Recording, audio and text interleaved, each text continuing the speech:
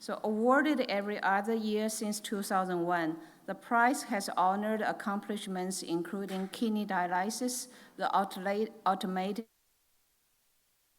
and the technology behind LASIK surgery and the cochlear implant. We are very proud to celebrate the engineers, scientists, and physicians who we call creators for good behind these technologies. They have saved and improved millions of lives.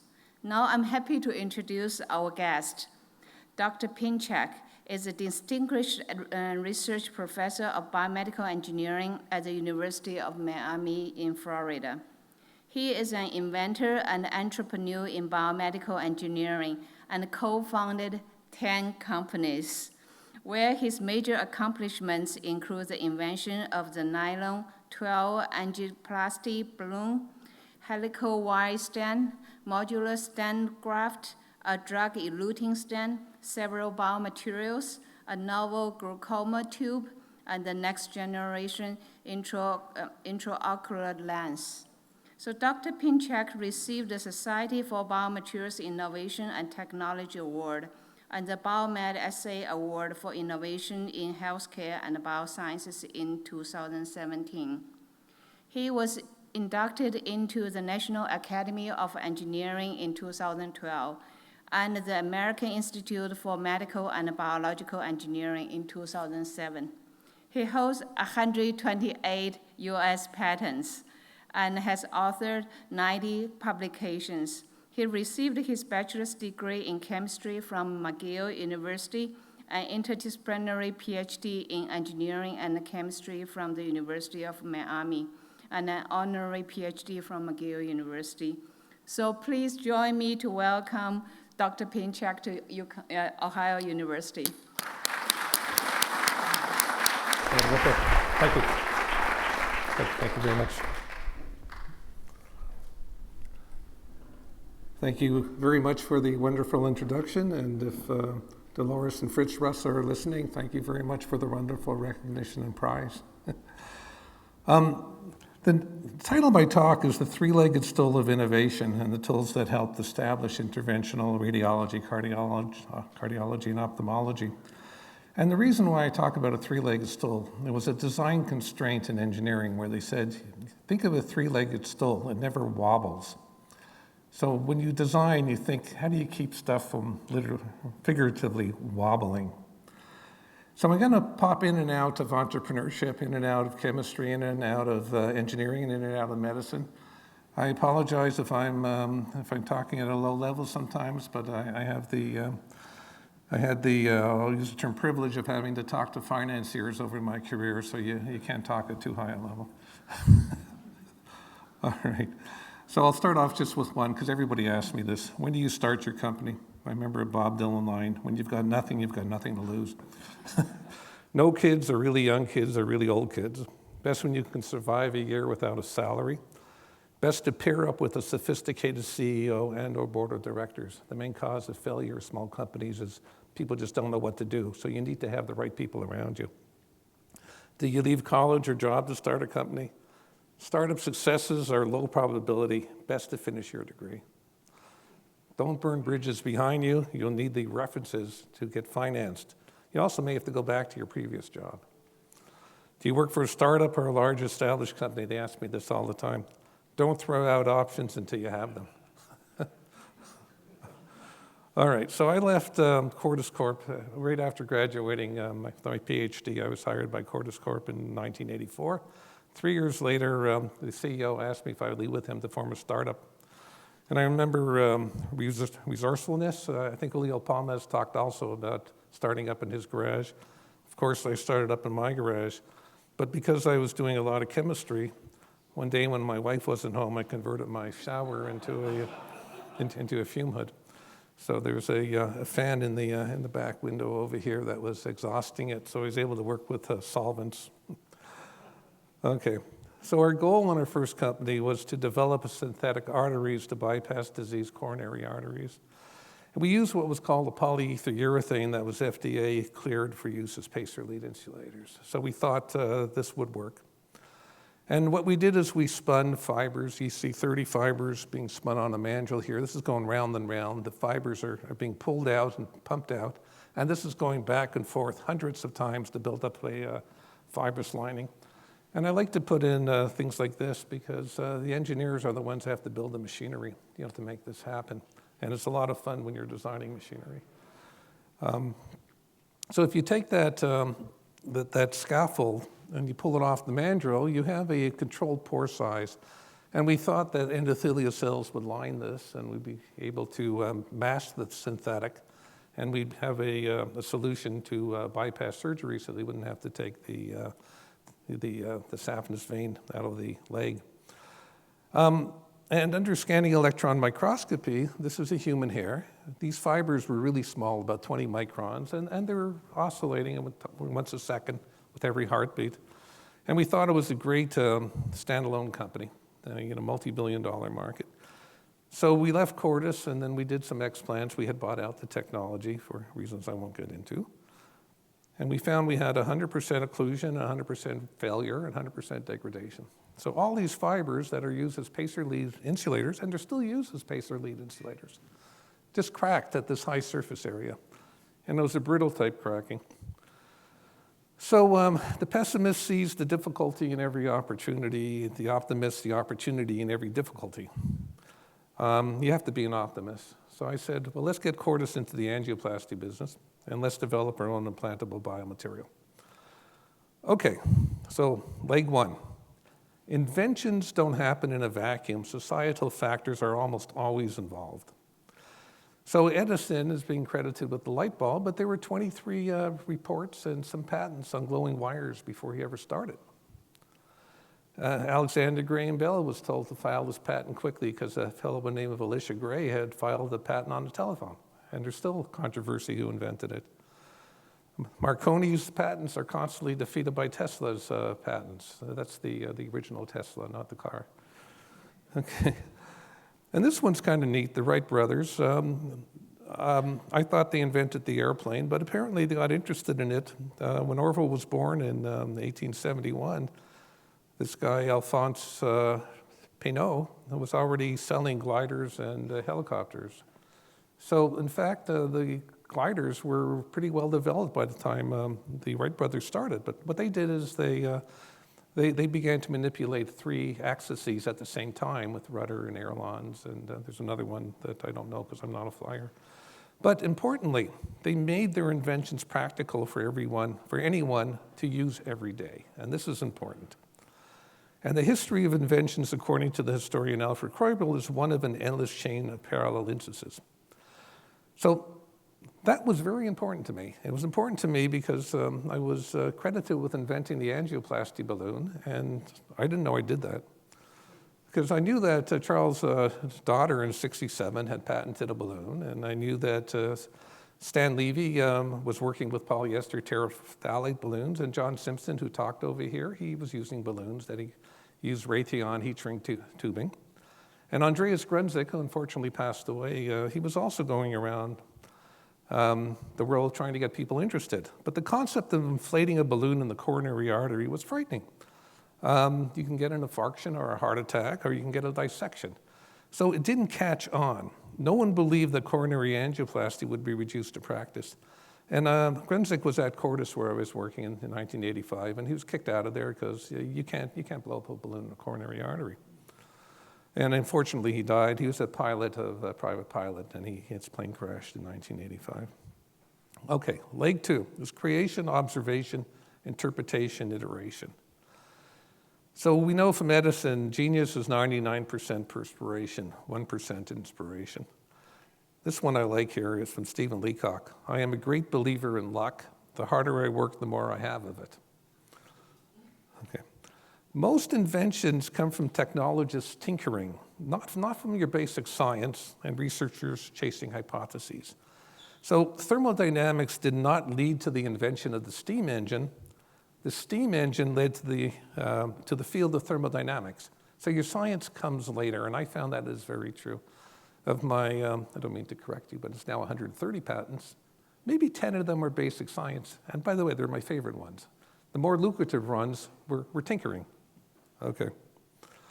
So I'm going to spend a minute or two and talk about Polymer Chemistry 101. And the reason is because I gave a talk once, and at the end, somebody said, you used the word polymer. What's a polymer?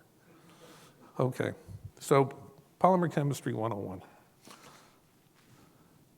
Okay, if we look at this molecule over here, it's just R is any bunch of carbons. It's a unit. There's a hoop on each end. A unit in Latin is called a mer, and one of them is a monomer.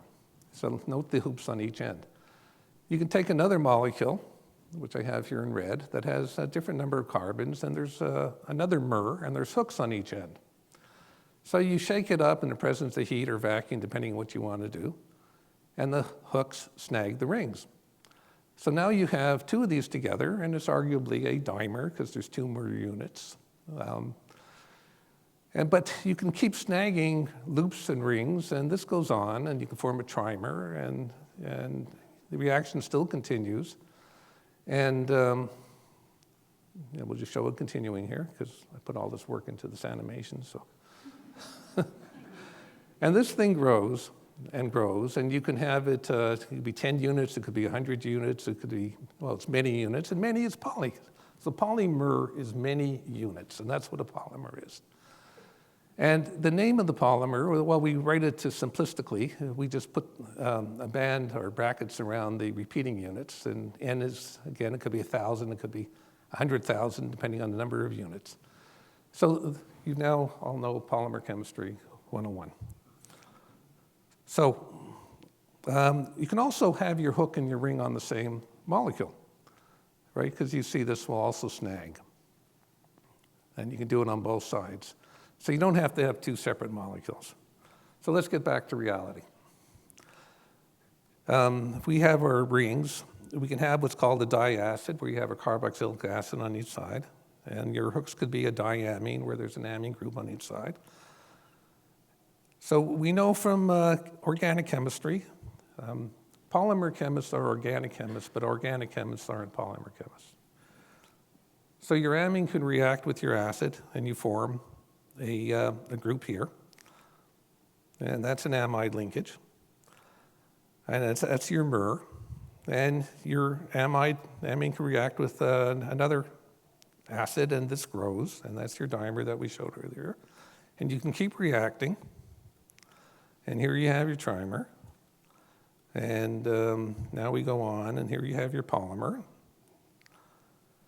Okay, so this is polyamide or synthetic silicon. Carruthers worked on this in the 1930s for DuPont. And he did his work in his office in New York in conjunction with his office in London. And it became known in the industry as New York London, or Nylon. Okay. Now, we had to sell something to Cordis to finance Corvita, my startup company.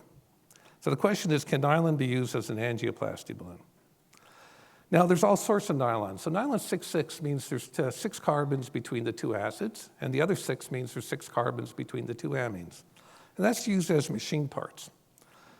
My parents' generation and earlier, they called stockings nylons because they were made out of nylon. It was nylon 4,4, 4 carbons between the acid, 4 between the amine.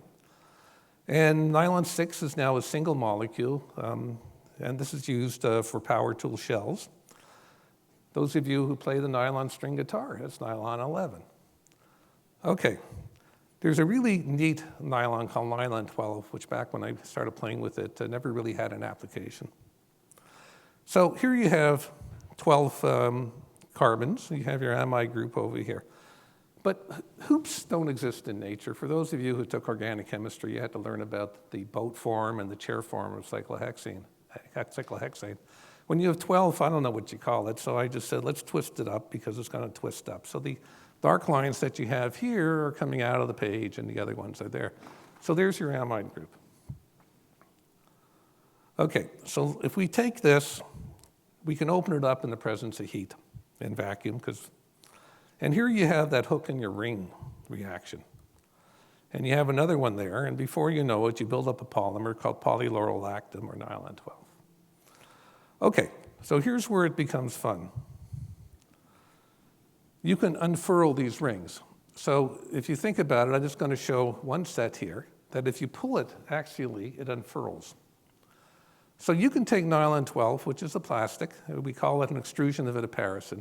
So I'm going to pull it here and unfurl the rings. So it's not just one that opens, all of them are opening. And it's stable. It's not like a rubbery material. It doesn't pop back. So you keep doing that, and now you've axially oriented it. But if you want to biaxially orient it, you have to kind of expand it in the other direction. And we do that by injecting a fluid. So we form a bubble in it, and it's normally done in the mold because the bubble would pop otherwise. So you have it in a closed mold, and you heat set it that way. And what we actually do is we then deflate it and pull it and double stretch blow mold. So this is called double stretch blow molding, and this is what we invented back in the mid-'80s. So if we turn to angioplasty, we originally thought, well, angioplasty is what you put a catheter in the body, and a catheter is any tube that's not a needle that goes in the body. So we thought we were doing a footprint in the snow. In other words, we were compressing plaque. We later found out it's not exactly what happens. But I was able to patent what became known as the nylon 12 angioplasty balloons. And the wall thicknesses of these are roughly 10 microns. If you think about plastic wrap or saran wrap, that's around 12 microns. So we're thinner than plastic wrap, but we can hold 20 atmospheres, 300 psi. You can jump on these things. They are really, really tough. So we know, and what bothered me, as I mentioned, is other people had balloons, but where do we differ? And the best way to look at it is a soda bottle. This is easier done if you take the soda out and you step on it. You'll see that the ends of a soda bottle are rigid, they're crystalline, and this is called winging. And a lot of the other technologies involving balloon catheters had this issue with winging, or they were too soft and couldn't take the strength to dilate a calcified lesion. So the thing that made this practical and ready for everyday use was the deflation profile was the same as the catheter. It opened like a paper bag almost. We'll talk about that a little bit more. You can bring the pressure up to 300 psi if you had to.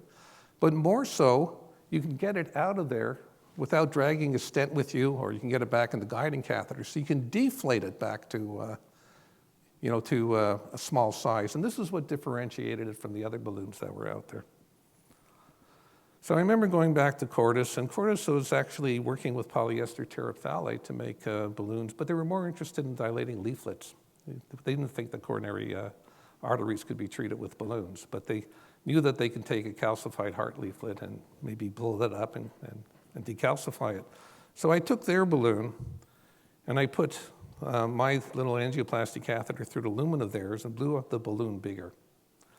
So they knew that they had to own it at this part.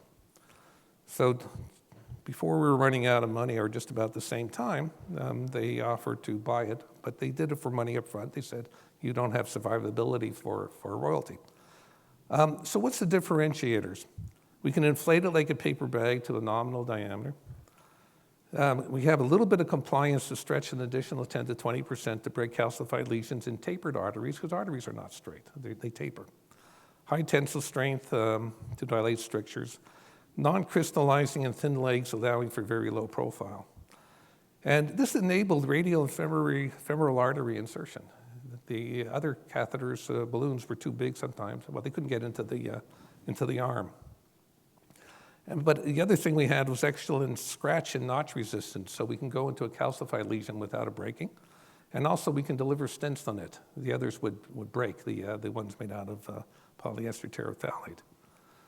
So we had the durability to deploy balloon expandable stents, and we were able to maneuver easily to get to the back of the heart to dilate the circumflex and posterior descending coronary arteries. This had not been done before. And also the cutting balloon was launched on this. It was tough enough to carry blades. And they're using it for kyphoplasty, where they inflate between vertebrae to expand, to separate the vertebrae. So again, the engineers in us, we had to build the machinery. In fact, our contract with Cordis, who bought it from us, was we'll give you $50,000 a month, but build all the machinery for us. So once we finished after 6 months, we were fired, and that was it. So it's interesting because my partner, who was a very sophisticated CEO, he was CEO of Cordis, but before that he was CEO of a Fortune 500 company. So, I kind of realized that this was a really lousy deal. But later when I went out totally my own, I said, I can do lousy deals like this every day. So you don't have to be a sophisticated CEO. So it gave me the confidence later really to go after my own. Okay. And also we built these huge machines we were thinking of dilating the prostate for people who had benign prostate hyperplasia, but it never worked in the prostate. But we can use this now for leaflets, heart leaflets. So 19 issued patents on it. The family was extended from 1987 to 2013. We developed double stretch blow molding.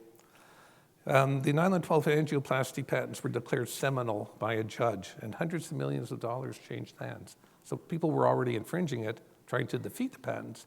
But when the judge said, no, they're going to stay, Cordis received almost $1 billion in payments from other companies immediately. Okay, I talked about this. Now it became the #1 seller in every major country in the world. And now that the patent's expired, it's the only balloon material used to dilate arteries. So it brought in the fields of PTCA, PTA stents, cutting balloon, drug-eluting stent, drug-coated balloon, kyphoplasty. So according to Evercore in New York, they did an analysis of that. They said there's been over 100 million procedures and over 100 billion in revenue. So it was successful. And it provided the seed money for us to continue Corvida. So now what was more important was that people knew my name, and I was able to open doors with the financiers. And this is really what was important back then. So we then went on to develop what was called the zigzag wire cross-flex stent. And we sold this to Cordis too. And it was just basically a zigzag wire that wrapped around the mandrel with intermittent welds. And it really performed well in the clinic. But it was never commercialized due to acquisition of Cordis by J&J. So J&J owned the Palmaz Schatz patents, and they did a hostile takeover of Cordis. And one of the reasons is they needed a good balloon to deploy the Palmaz Schatz stent. So they shelved Crossflex. But Palmaz and Schatz really made, it was an elegant stent, and it really started the world of stenting. So they get a lot of credit for that. This Crossflex was later combined with another set of patents by Victor to form Medtronic's Resolute and Endeavor drug-eluting stents. The advantage of this is it's very maneuverable. You can get it to different arteries of the heart. So this is probably the most used stent design now. It's based on a single wire that's undulating. Also used in stent grafts. Okay, and for those of you who don't know stenting, you should have gone to Palmaz's lecture.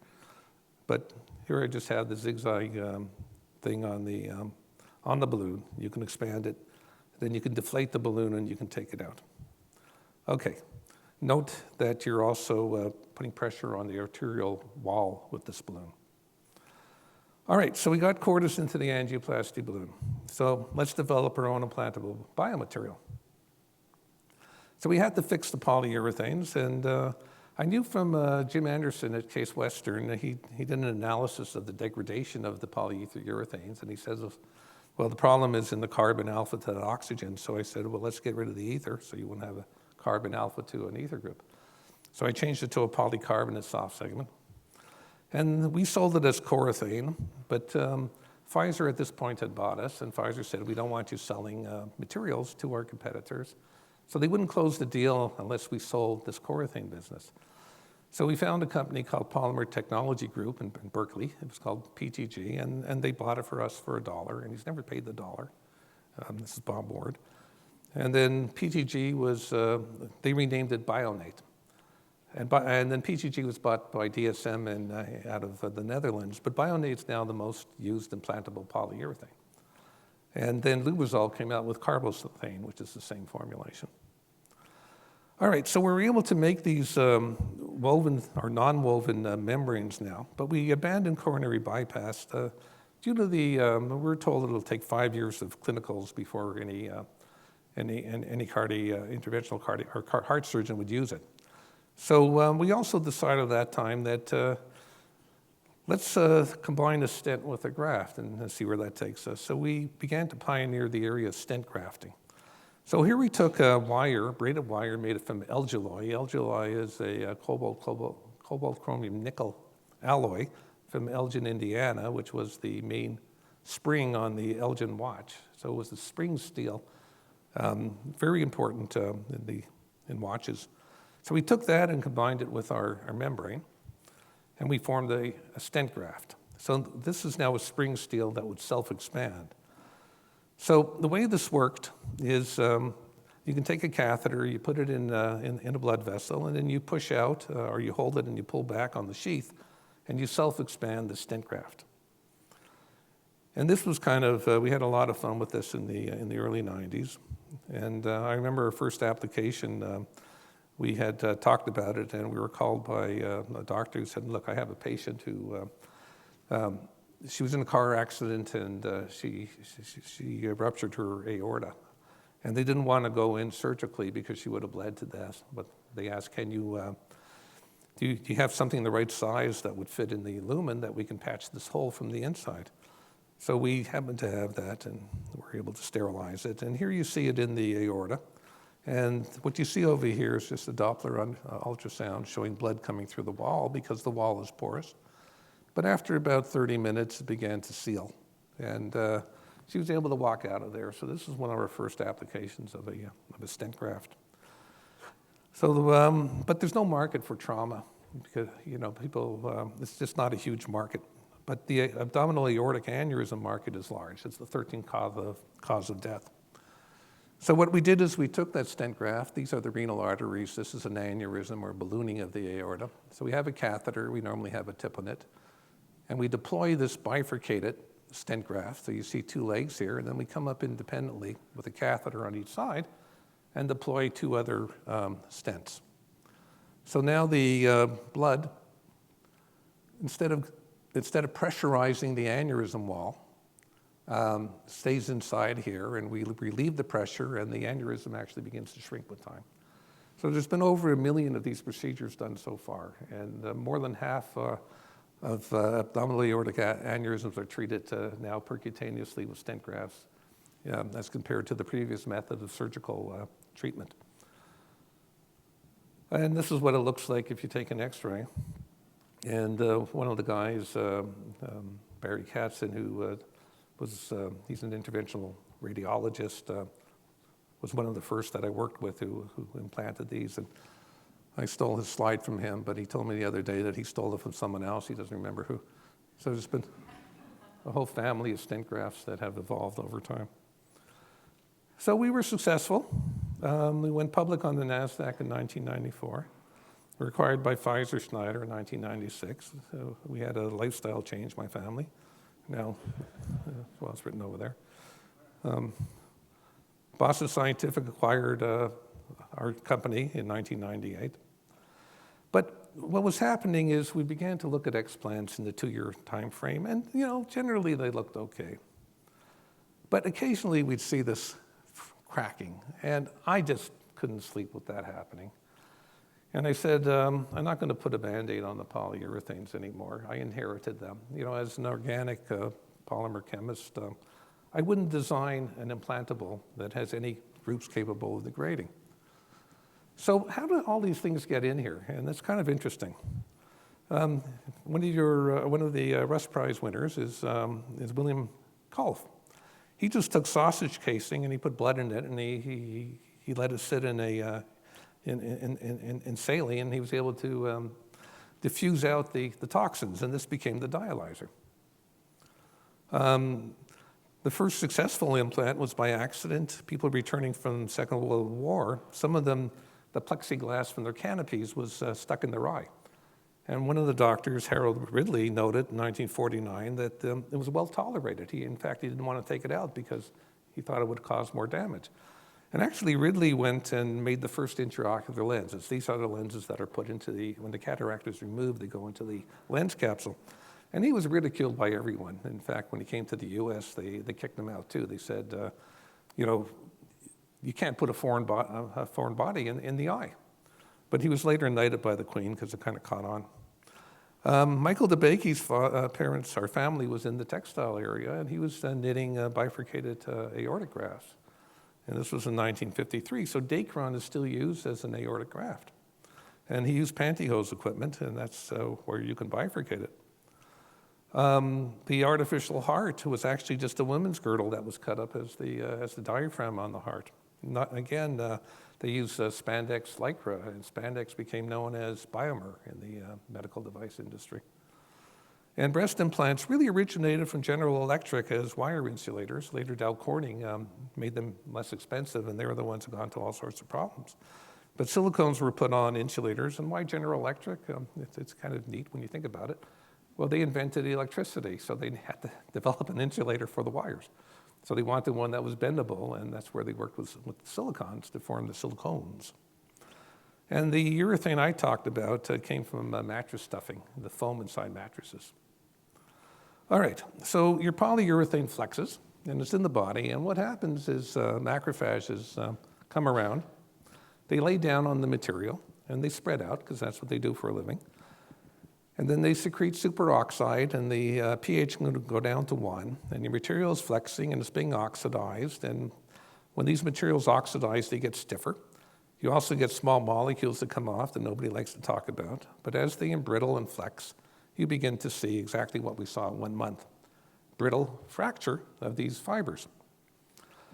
Now, what used to bother me as much was the fact that we always saw severe inflammation. We saw polymorphonuclear leukocytes come around, and these small molecules were attracting them. And then you begin to see foreign body giant cells, and this is in the cornea now. And then, I found some pictures of phagocytosis where the cell engulfs the particle of polyurethane, and the goal is to move it out of the body. So we need a new material that won't degrade. And the hypothesis was, well, first of all, the surface tension characteristics of the polymer dictate the acute foreign body reaction. So in the short term, the surface tension, which is you can relate it to the way water beads up on it. If it spreads out, it's hydrophilic. If it stays as a sphere, it's hydrophobic. So that would tell you how protein's going to lay down. It's going to tell you what happens in the short term. But in the long term, the foreign body reaction is the function of the inertness and cleanliness of the polymer. That was my hypothesis. And I hypothesized that if a polymer is ultra pure, totally inert, and matches the compliance of tissue, it should not elicit a foreign body reaction. And this has never been shown before. So I set off to design my own biomaterial. And I knew from my organic chemistry days that I had to get rid of any labile bond. So I had to get rid of ethers, esters, amides, urethanes, ureas, carbonates, labile carbon bonds, which is kind of tricky, and double bonds. So the theory works this way. Polyethylene is the simplest polymer there is. I'm leaving out the hydrogens for the purists. So it's just linear carbon most of the time. And the nomenclature is a carbon connected to only one is called a primary carbon. A carbon connected to 2 is a secondary carbon. So bring out your macrophages, and they secrete superoxide. pH goes down to 1. You form free radicals on the backbone, and then you begin to form double bonds. And the double bonds, eventually, the lowest energy state is when they're conjugated, every second one. And if you think about, if you have 2 pieces of wood, and you have 1 nail through it, you can still rotate. But put 2 nails through, you can't rotate. So in polymers, when you have conjugated double bonds, it manifests as embrittlement. So polyethylene, which was used in the body as a liner on knee joints and acetabular joints, began to fail because the polyethylene was embrittled. So they had to change all of the hip joint chemistries, and Steve Kurtz was the one who published this, showing that it was the fluids around the joint that were causing this embrittlement. We get a little bit more complicated, and now we have our secondary carbon and a tertiary. You have polypropylene. Okay, so you bring out your superoxide. You can still form your free radicals, and you can still form this conjugation on the backbone. So polypropylene, and again, I'm talking polyethylene and polypropylene because there's no heteroatoms, there's no oxygen anywhere. So it also embrittles.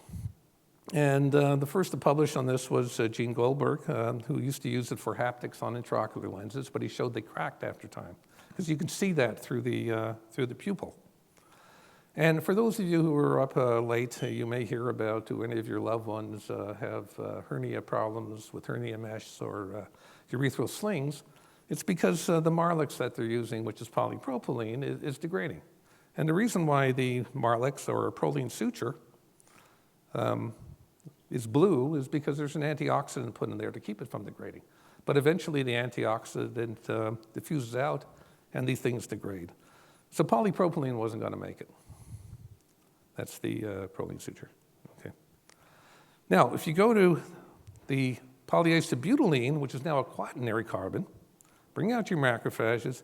Maybe you can form a free radical on the backbone, but these methyl groups are really going to protect it. But you're never going to form a double bond on the backbone, because if you did, carbon would have to have 5 bonds, and carbon can't have 5 bonds. So if you form a double bond, you have to cleave a carbon-carbon bond, which does not happen in nature. So this reaction never goes to the right. So polyisobutylene is extremely stable. So if you can't oxidize it, there's no small molecule release, your macrophages don't stick around. Okay, so what we do in our lab in Miami, which is kind of neat because it's at minus 80 centigrade and we're certainly hundreds of degrees more. Well, not, we're really hot there. We start off with a seed molecule called hydrodicumyl ether. And in the presence of a Lewis acid, such as titanium tetrachloride, we can cleave this group here. And when you cleave these two groups, you form a plus charge on each side. And plus charges are stabilized by this is a tertiary butyl here. So we're going to represent this as R+. And this chemistry came out of University of Akron and by Joe Kennedy and his group. So we have our R with a plus on each side. Then we take isobutylene gas, which is a gas at room temperature, and we condense it at minus 80, and it propagates the plus charge. So we can grow this molecule, and this is called living-in carbocationic chemistry. And again, University of Akron technology. So we can grow it as large as we want, and we represent it as we showed in polymers by looking at the repeating unit. But when it becomes sufficiently large, we really don't care about the R, so we can represent it this way as a small polyisobutylene molecule. So now we have, actually, chewing gum. Chewing gum is polyisobutylene.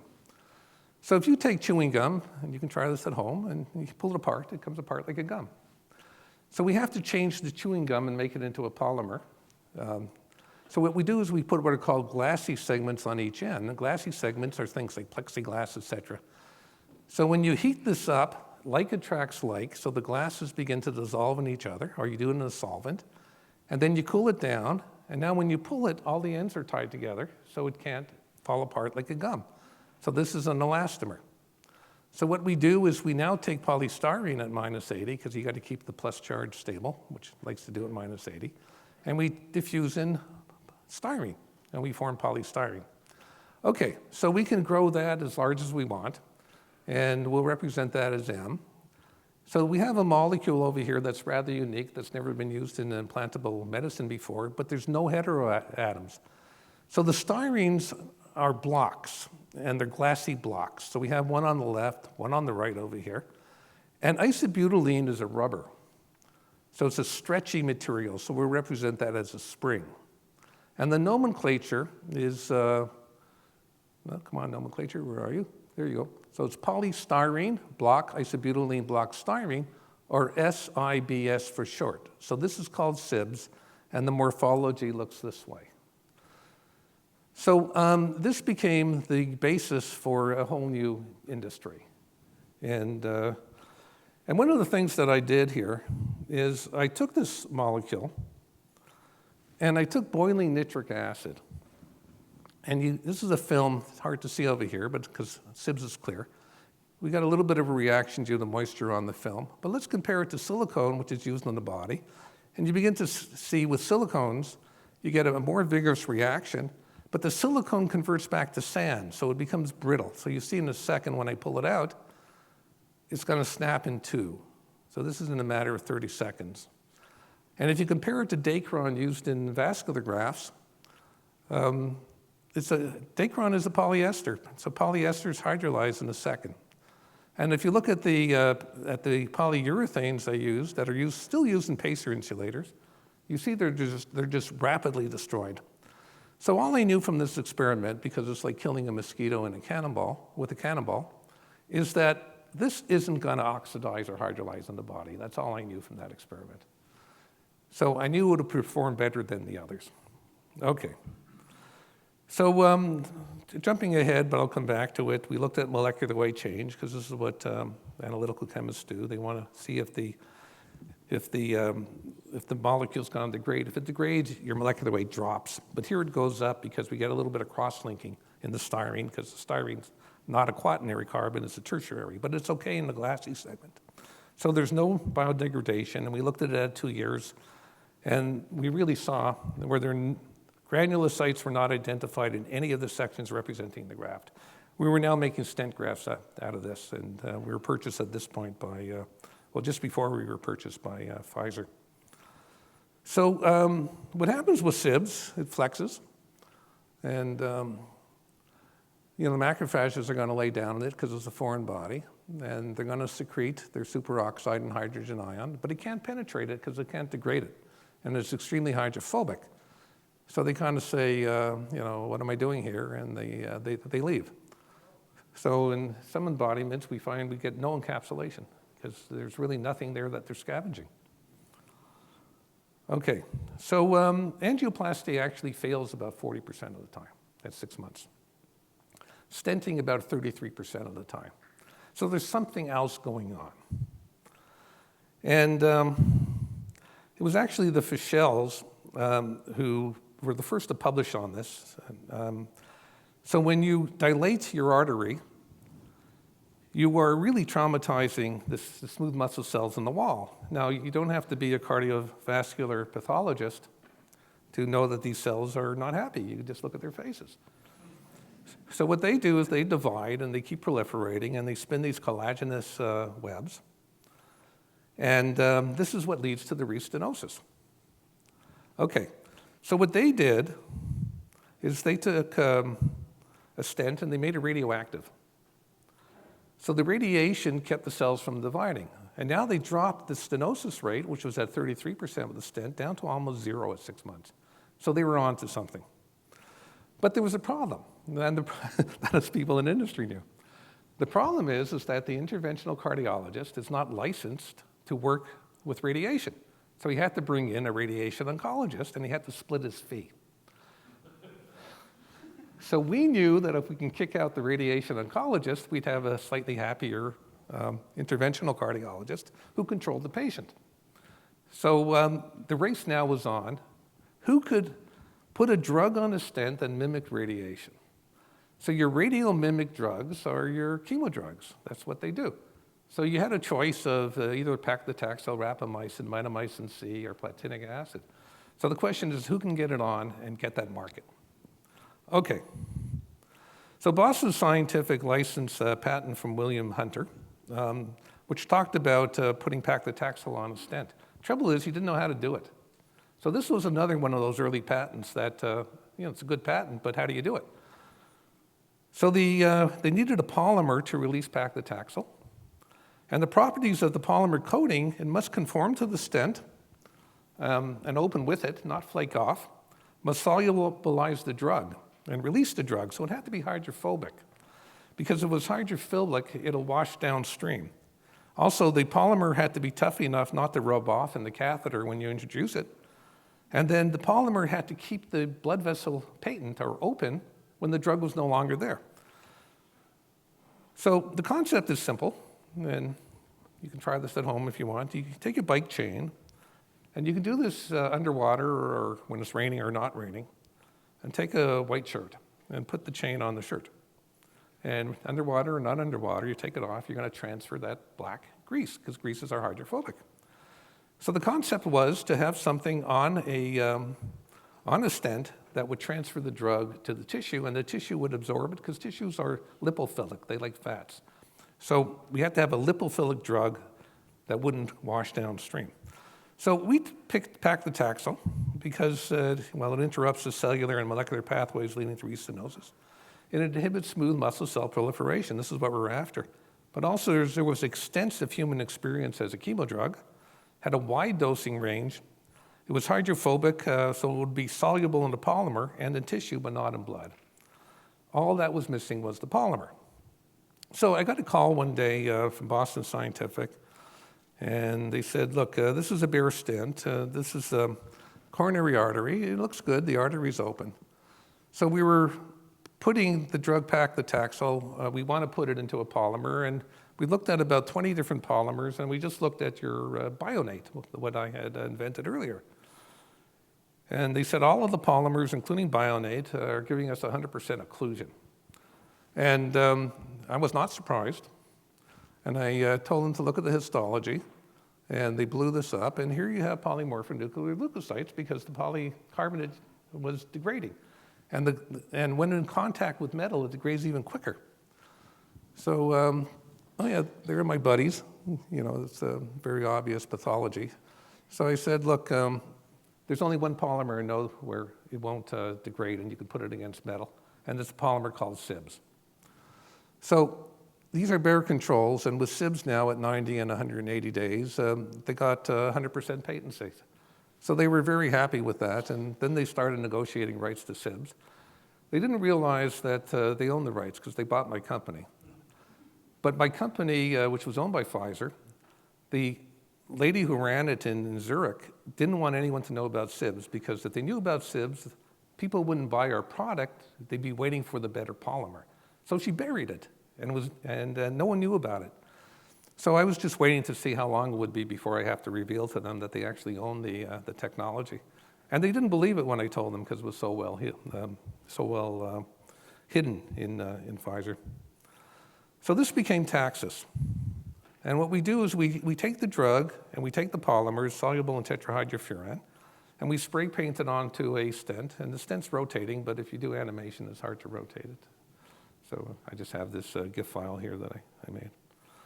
And then the drug comes out in the artery, and it does its trick, and we're able to keep it down at around, very low single digits at 6 months. And this became the largest product launch in the history of medical devices. And they went to $3 billion in sales in the first year. It's been in the body since 1999. And Boston Scientific, this is another thing you can write down. If you give a company a $3 billion a year product, they like you. So they said, look, they'll finance whatever I want to do as long as I don't compete with them in the heart. So I said, okay. And again, we had to build the reactors and we had to build the equipment. And it's a lot of fun doing this. So I'll get back to what happened next. Leg 3, personality. Inventors have to be self-motivated. You have to be driven by accomplishment. And my wife always complained I was too much driven by accomplishment and not money. You have to have a curious mind. You have to be easily inspired. You have to recognize the sparks that are going on around you. And these fuel internal sparks. You have to be an outputter in contrast to an inputter. You have to get up and do it. In fact, that's the most important word I think I've learned is the Nike thing of do it, just do it. You have to be a risk taker, not afraid of failure. You have to be patient, not readily frustrated. Okay, so this is not a commercial break, but this is the soda bottles. So we sold our angioplasty balloon patents, so I sold them to Cordis, and Cordis now launches them, and they got sued by DuPont. He said, your balloon infringes the patents on the soda bottle.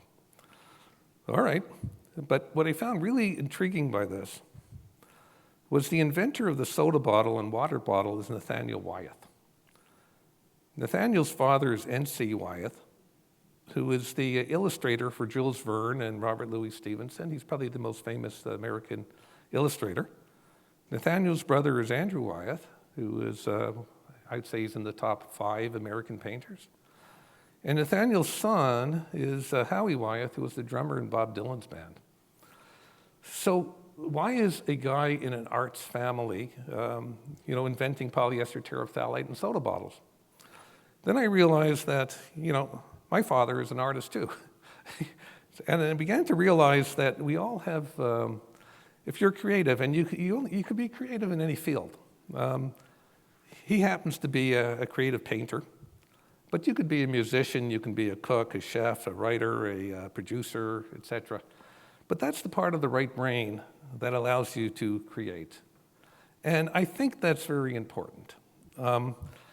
And I began to notice that some of my friends who are inventors play music on the side. Einstein played the violin, and we can go on and on and on.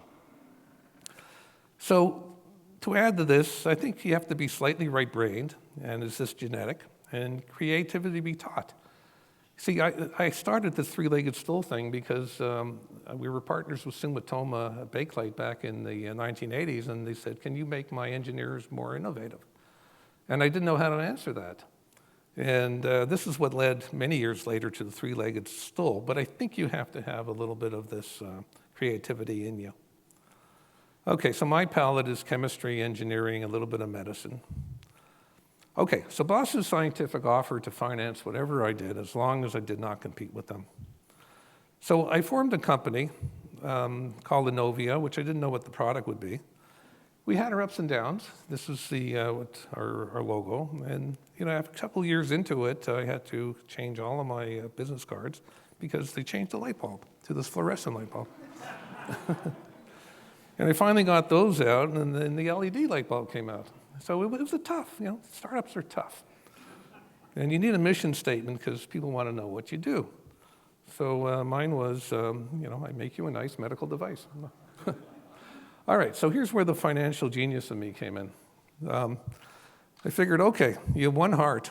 So I decided to go into ophthalmology because you have two eyes, so you can sell twice as much product. So I happen to be located a half an hour away from the Bascom Palmer Eye Institute, and they've been ranked #1 in the US for 17 years in a row. And I helped them develop the fluid that substitutes the vitreous humor if you have detached retina. They sometimes have to suck it out, and they put in the silicone. So I helped them with the silicone. I introduced them to silicones when I was a student there a long, long time ago. But they never forgot me, and that's kind of important to students. Sometimes you're going to do things, and you're going to say, why am I doing this, and how come I'm not being paid? But there's favors that are owed, and they can come back many years later, and this came back a lot later. So they took little discs of the SIBS material, and they put it into the cornea of the eye. And after 2 months, they told me, there's no reaction. We really have not seen anything that's this benign. And then they went on and they looked at silicone rubber. This is under the conjunctiva, so that's the clear covering on the white of the eye, and you get blood vessels that nourish the capsule that forms around silicone rubber. Histology shows a lot of myofibroblasts, and these are the progenitors of scar tissue. And this is normal for silicone rubber. It provokes neovascularization and capsule formation. And so the guy called me up after 2 months, and he says, your material degraded. And I said, there's no way it can degrade. And an hour he calls me later, about an hour later, he said, we found it. He said, it fell out of the eye when we dissected it. They found it in the dissecting tray. He said, there's no capsule around this. So they went and looked at other rabbits, and sure enough, there's no roadmap to it. And there were no fibroblasts in any of the sections that they looked at. So I remember them telling me, you have no idea what you have. And I said, yeah, you're right. So histology around silicone shows a 200 micron capsule around the SIBS plate. No significant capsule. It's clinically insignificant. So where can we use SIBS in the eye? So here's another axiom that I like to think about. Us engineers, we have a lot of solutions. We just don't know what the problems are. So it's good to hook up with a doctor who knows problems, and then you can start developing solutions together. So Jean-Marie on the left was actually a physicist working on optics, and Francisco Fantes was a glaucoma surgeon. So basically he said, if you don't get encapsulation, maybe we could put a tube between two chambers of the eye and drain the high pressure area without an encapsulating, because that's been the reason why they couldn't do that. So I began to learn about the eye, and I began to learn that unlike the heart, you have about 7 or 8 different specialties. You have anterior segment surgeons, you have retinal surgeons, neurosurgeons, strabismus surgeons, cataract surgeons, glaucoma surgeons. And what I also found out is if you're working in the anterior chamber, which is up here, keep this in mind, your cornea, iris, pupil, lens, you don't really care about what goes on behind you. So we get rid of this. And then if you're the type of person like I am who likes to color things in, you can make nice little diagrams. But it's symmetrical, the eye. So there's no need to talk about the whole thing. So we can cut this in half and blow things up a little bit. Okay, so we cut this in half. And so now we have a sagittal view of this. So we're going to talk about drainage in the eye. So the aqueous humor really means a clear fluid. There's 3 of them in the body. So aqueous humor is made in the ciliary body here. And it gets pumped between the lens and the iris, and it fills up the anterior chamber. And then it goes from the anterior chamber through what they call a filter, trabecular meshwork, and whoever designed this and put the filter on the outflow, I would have fired him. It goes through the filter into Schlemm's canal, which is a canal that goes all the way around the eye. And from Schlemm's canal, it goes into what are called collector channels and then into the veins of the sclera. This is what happens every day with everybody. This is your normal production of aqueous humor and the way it goes. But sometimes the drainage passages get clogged. So I put this brick wall over here. So fluid cannot drain, and the pressure builds up in the eye. And if you have a good video program like I have, you can make it explode, but it doesn't really explode. So this is glaucoma. So it's an increased pressure in the eye that causes a restriction of blood flow to the optic nerve, which can kill it. And there's about 60 million people who are blind worldwide just due to uncontrolled glaucoma. So before you get damage, you want to figure out a way to drain the fluid out of here. So now we have this SIBS material. So I made a tube out of it. And what we do is we put a needle track through the brick wall, and we feed this tube in there. So once it's in there, fluid begins to flow through the tube, and you fill up the area underneath the conjunctiva and Tenon's capsule above the sclera. This is called the bleb, which is a small blister. And then still a lot of controversy, but I'm pretty convinced most of the fluid comes out through the conjunctiva and gets into the tear film. If the resistance is lower in the episcleral veins, it'll go wherever fluid is lower. That's the way fluid dynamics works. So we now have this thing, and we're able to thwart vision loss. And this is what it looks like. It's a very rubbery tube, SIBS, and it's soft to conform to the curvature of the eye. The lumen is sufficiently large to allow cells to pass, yet small and long enough to prevent hypotony. And I'll talk about that because that's engineering, fluid dynamics. The fin prevents migration of the tube into the eye because your blinking reflex and rotation of the eye can cause the tube to go into the anterior chamber. And this is it on my finger, so it's really small. It's about the size of an eyelash, but maybe twice as thick. So there is engineering involved here, and this is how we figured out what the lumen should be, and this is the Hagen-Purcell equation. And here it says your velocity of your fluid is equal to your pressure difference across the tube times the square of the diameter divided by the viscosity of the fluid and the length of the lumen. And we all know that flow is equal to your velocity times area, and area is pi d squared over 4. Most people don't know this, but PowerPoint has the ability to combine equations. And out comes your diameter is equal to the 4th root of all this. So we know what the flow rate is of aqueous. We know it's around 3 microliters per minute. We know what the viscosity of aqueous is. We know what the length of our device has to be. So we needed the diameter of around 60 microns. So this is engineering fluid dynamics. So I thought I'd show a little video of how we implant this. Students in the room, don't do this at home without an adult. Okay.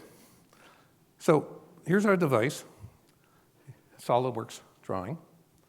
And here we just cut around the limbus. The limbus is where the cornea meets the sclera. We make a little incision, and there's a natural dissection plane where you can dissect the conjunctiva from the sclera. So we do this, and then we put in, just like in the heart, we have to put in an antiproliferative. So we use mitomycin C here. And then we leave it there for about 2 to 3 minutes, and then we remove the sponges that are soaked in mitomycin C, and we rinse it with saline. And we get out any excess mitomycin C. So this now stops the cells from proliferating. We mark something about 3 millimeters south of the limbus, and we take this knife we designed, and we put a 2-sized track in there, a wide one and a small one. We take our device, and we insert it through that track, and the fins wedge into the larger one, so it keeps fluid from flowing around it. It acts like a cork on a bottle. So we'll check it for flow, and if everything works right, then you tuck the tube into that flap you formed, and you close it. So now it becomes, there's no exposure to air. So this is what the procedure looks like. The record is 7 minutes, but it takes on the average maybe 18 minutes to do this procedure. And it's catching on really big time in Europe now. It'll be approved in the US, we think, within the next 10 months. So your goal is to keep your pressure in this range of 5 to 15 millimeters of mercury. If you can do that, you won't get any loss. So we've now looked at over 5,000 patients, and if you look at the average, we can keep them in this range now for 5 years. So we can hold pressure at around 12 millimeters of mercury. 80% of our patients are totally off of glaucoma medication, and we can do this 90% of the time. It has a pretty good success rate. So we're going to change the way glaucoma is practiced. And we can also monitor this because we can see through the cornea, which is nice for a biomaterial. And we found too that if one fails, you can put another one next to it. And this was done after 8 years. So it's fixable, repairable, which is very important.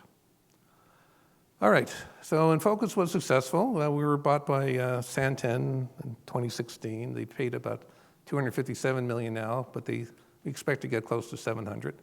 Major lifestyle change. You can read that. Okay. What else do I have here? Oh, yeah.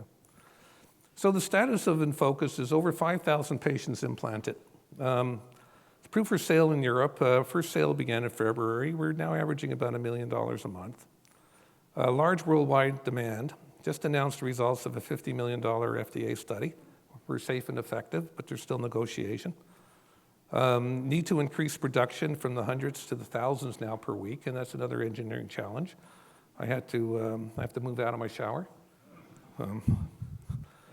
Okay, so then we took this into the eye for intraocular lenses. The reason is in China, there's 9 million people who are diagnosed with cataracts, but they can only operate on 500,000. So a Chinese venture capitalist saw this and said, if you can injection mold it, which we do, we can make these very inexpensively. And if you don't have to cut the cornea too far, you don't have to suture it. When you suture the cornea, if you pull the suture too tight, you get a ripple in the cornea, which is an astigmatism. So so the unmet need is, one of the problems with lenses now is you form these glistening and hazing, and I'll talk about that later. You also, 10% of people talk about halos that they see at night.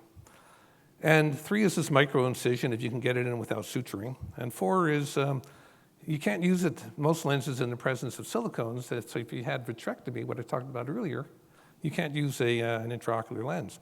So this is the hazing that occurs in quite a few patients. It affects contrast sensitivity at night. Ophthalmologists and regulators don't like to see it. That's the bottom line. And what happens with acrylics is they have ester groups. And esters in the presence of water for a long time begin to cleave, and you form the acid group, which brings in more water. And the difference in refractive index between the acrylic material and water causes this hazing. So we knew that another problem. Yeah, lasers now could cut a hole in the capsule around the lens, and they can cut a small hole and they can fragment the lens, and the laser can cut it into little blocks. And then the question is, there's an attachment you can buy at Home Depot for your vacuum cleaner that goes into the lens, and you can suck out the fragments. Okay, let's get rid of this guy. There you go. Problem is there's no lens that can go through a 1 millimeter hole, but we can with this material because it's a rubbery material. So we have the ability to use lasers now, treat a lot of people without much of a skill set, and treat these people who can't afford it. So we had to change the polymer a little bit, and this is a very quick cartoon here of this. So we start off with our R+, and you know how we get that way. We imbibe in our polyisobutylene, but every once in a while, we put in this styrenic ring that has a cyclobutene, and there's a lot of stress in the butene, so it doesn't like to stay that way. So we'll put it in here and there periodically, and we grow this polymer to as big as we want. And then if they all line up, come on, you can line up, there you go. And in the presence of heat, you can cause that square ring to open. So it opens and forms these double bonds, and these double bonds find each other and they begin to cross-link to each other. So all these linear strands get cross-linked together. And this forms a 3-dimensionally stable optical matrix that you can use as a lens. So what happened here is so we're able to make this lens that won't glisten or whiten because there's no groups that can come off, so there's no absorption of water. No halos because we can make it bigger if we want. Micro-incision works, and it's compatible with silicone oil. So the people who are interested in this were the Chinese, and they bought my Chinese patent, and they formed a company called Pillar in China, in Xi'an, where the terracotta soldiers are. And they're in rabbits now. They're getting ready for human testing, and they'll be in the market in China in 3 to 4 years, but they're also prepared to provide this for the rest of the world, so I'm negotiating with other companies capable of selling it in the United States and Europe. And then another application of cross-linked SIBS is now in heart valves for TAVR. And I won't dwell on this, but you can make synthetic leaflets. Now, for those of you who are not familiar with cross-linked polyisobutylene, you all know it because it's the material used in inner tubes of cars. And the reason they use it is, one, the flex fatigue life is great, but the dimethyl group on every second carbon keeps air from going through. So it's one of the best boundaries for air, so you can keep an inner tube inflated. All other materials allow oxygen through. So we can get the flex fatigue on the heart valve leaflets. We just have to see if the body doesn't encroach and stop it from, from opening and closing. It looks good in the simulators. So conclusions, as I tell biomedical engineering students and biomaterial students, pursue the product enabled by the biomaterial. So nylon 12 led to the angioplasty catheter. Polycarbonate urethane led to stent grafts. SIBS led to TAXUS and MicroShunt. Cross-linked polyisobutylene is next generation IOL and heart valve. Select the product that serves the largest number of customers. If you can keep the physician excited by the reimbursement, that's extremely important. So Nylon 12 made angioplasty reality, helped establish the fields of interventional cardiology, radiology, neurology, oncology. Over 100 million patients treated, financial impact over 100 billion. SIBS biomaterial led to the largest selling drug-eluting stent. The SIBS biomaterial is changing the treatment paradigm for glaucoma and introducing the field of interventional glaucoma. They decided to call it interventional glaucoma now. Next generation IOL is currently in the pipeline. Next generation heart valve is currently in the pipeline. Entrepreneurship. I used everything I ever learned in school. I've said many times I should have paid more attention in class. Entrepreneurship is a roller coaster ride with many peaks and valleys. At times you may actually throw up. I remember telling my colleagues, no one ever said this was going to be easy. If you take the time to explain to employees how to do things correctly, you'll never have to do them again. That's important. You got to learn to let go. And if you think you're that good, teach 20 people to be as good as you. Conclusions from the three-legged stool. Societal factors led to the development of angioplasty, stenting, drug-eluting stents, stent grafts, glaucoma devices, etc. Leg 2, tinkering led to the resolving the problems associated with angioplasty, stenting, etc. The only one that I used basic science for was the invention of SIBS, because that was organic chemistry. Leg 3, creative in any field means you have it in you. Choose your parents wisely. So it wasn't just me who did this. There were lots of people, lots of different teams around the world. And thank you, Fritz and Dolores Russ, for this wonderful recognition and honor. Thank you so much. Thank you.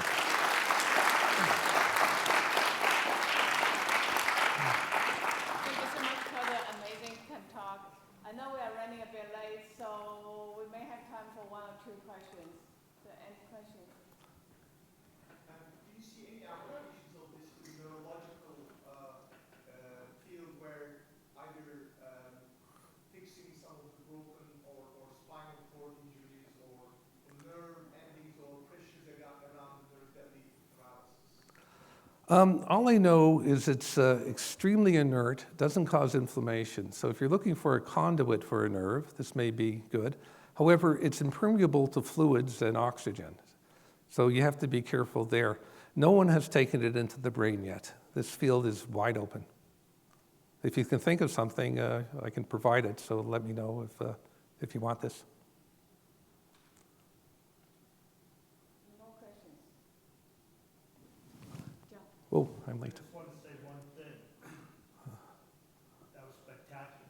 Thank you. Oh, thank you. Thank you for coming here and listening. Was it better than Palmaz and Simpson? Oh, okay. Well, Please join me to thank the speaker again. okay. Thank you.